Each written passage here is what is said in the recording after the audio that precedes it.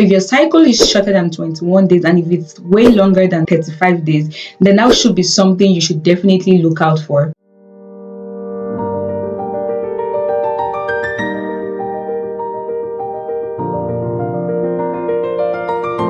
Hello everyone and welcome back to the channel. My name is Yomi Oluwalade and I'm very passionate about women's health. As you guys can see from the title of today's video, we're going to be talking about something that's not only important but also incredibly personal to so many women out there. Many people are shy to talk about this topic, which is infertility. But today on this channel, we're going to be dissecting this topic and I'm going to be telling you guys the early signs that you should look out for. I'm putting a disclaimer out there, guys, that none of these signs alone can inherently confirm that you have infertility, okay? So even if you have 3 or 4 of these signs, I would still recommend that you go to your doctor. This video is solely for educational purposes only. You should not replace your appointment with your doctor. So without further ado, guys, let's get right into the main content of this video. The first sign we're going to be talking about today is irregular menstrual cycle. You guys, this is like the number 1. It's like top tier on the list if your cycle is irregular, and usually the regular cycle lasts between 21 and 35 days. So if your cycle is shorter than 21 days and if it's way longer than 35 days, then that should be something you should definitely look out for. Usually irregular menstrual cycle or inconsistent menstrual cycle can be a symptom of hormonal imbalance such as PCOS, which can disrupt ovulation. PCOS is a very common disorder in women, and women who have PCOS can sometimes find it difficult to conceive. So if you realize that you have inconsistent or irregular menstrual cycle, I would recommend that you go see your doctor as soon as you can. And also I would recommend that you download the Flow app. This is a very popular app and many women install this app and use this app all over the world. Millions of women. This is not a paid advertisement. They're not telling me to tell you guys this. The Flow app can help you track your cycle. It can even help you to track your ovulation.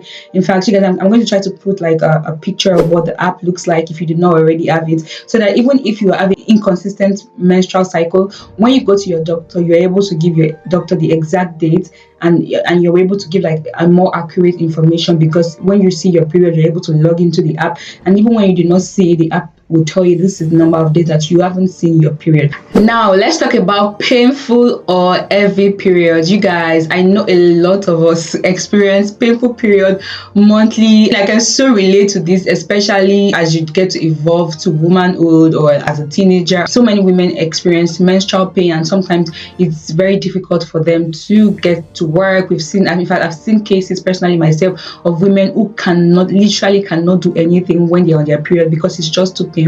There's like a regular pain that I would say is the regular pain, like okay, yeah, you can still, maybe if you take a pain reliever, you can manage to do your day-to-day activities, you can still go to work. If you're in school, you can still study. If you're a mother, like you can still do what you have to do. But there are some people that their pain is usually like on the eyesight, that they can do nothing. So if you feel like you fall in this category, that you think that you cannot undo your pain because it's just so painful, then this might be a sign for you to go see your doctor immediately, because painful menstruation can either be a sign of endometriosis or uterine fibroids. You guys, have made a detailed video about uterine fibroids, and if you click on this link, you'll find a video. I've explained all that you need to know about uterine fibroids. Uterine fibroids are non-cancerous growths in the uterus, and this can lead to very intense pain. The other condition, which is endometriosis. Endometriosis is a condition which the tissue that lines the uterus begins to grow outside of it, and usually when this happens, it can cause intense pain, and women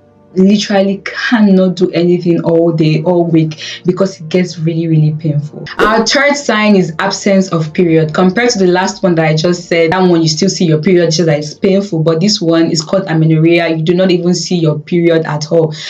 It's okay for some people not to see their period for a period of time. For instance, you're pregnant, you're a breastfeeding mother, or you're probably just stressed. Some people, when they are stressed out completely, maybe they've lost a loved one or something is just really stressing them out, they stop to see their period, and usually when they're back to their normal selves, also their period gets back to normal. For you, if you realize that you're not going through any of these things that I just mentioned, you're not breastfeeding, you're not pregnant, you just realize you're not stressed out, you just realize that you do not see your period, maybe you see it 2 months, months today and then you don't see it for the next 2 months or 3 months, then that might be a concern. It's something that you have to see your doctor about, because usually when your period is done, you're able to ovulate, and ovulation plays a major role in conception. So if you realize that you haven't seen your period in a long while, 2, 3, 4 months, without a definite reason, please make sure you see your doctor immediately. The next point is usually often overlooked, but it can be quite telling, and this is pain during intercourse.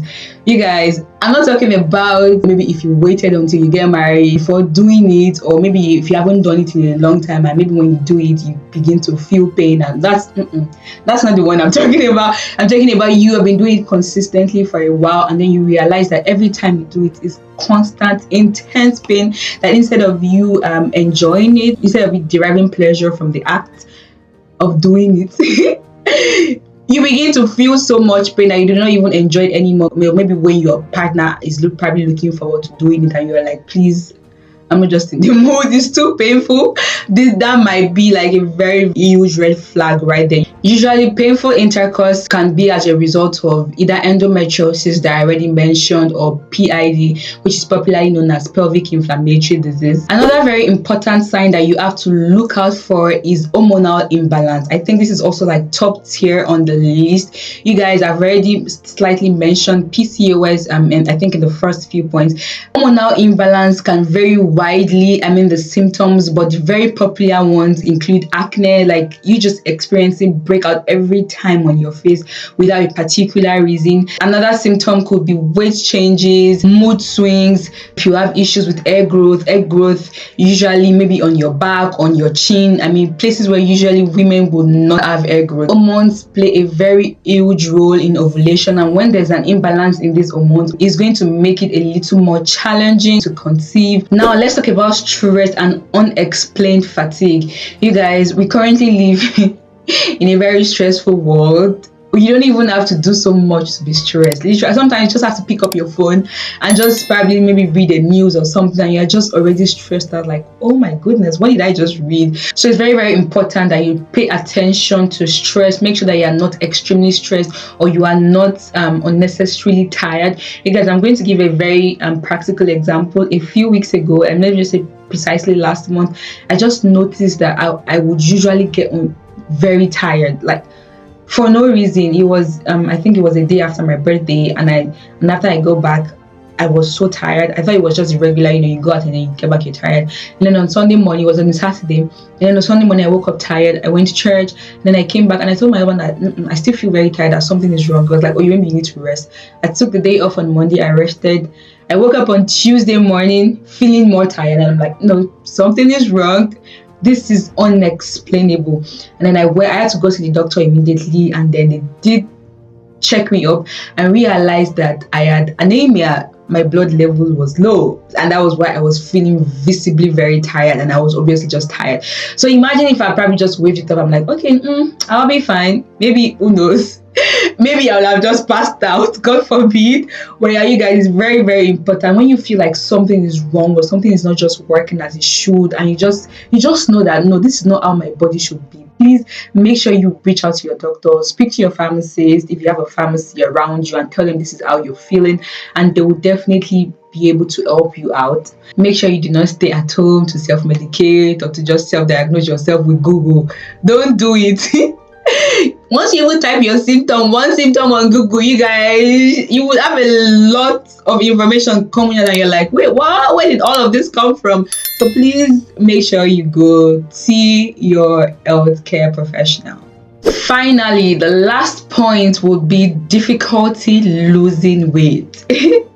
I don't want to say many of us can relate with this, but there are some people that really, really find it very difficult to lose weight, no matter how much they pay attention to their diet, how much they go to the gym, no matter what it is they do, instead of them even losing weight, they tend to gain weight. I think this probably just ties to the point I already mentioned. Those are the early signs of infertility every woman should know. Remember, if you're experiencing maybe 1 or 2 or maybe even 3 of the symptoms, it cannot necessarily confirm that what you are experiencing is infertility. There might be other underlying conditions.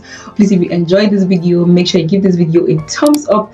Make sure you subscribe, leave a comment in the comment section, okay? And I'm going to see you guys in my next video.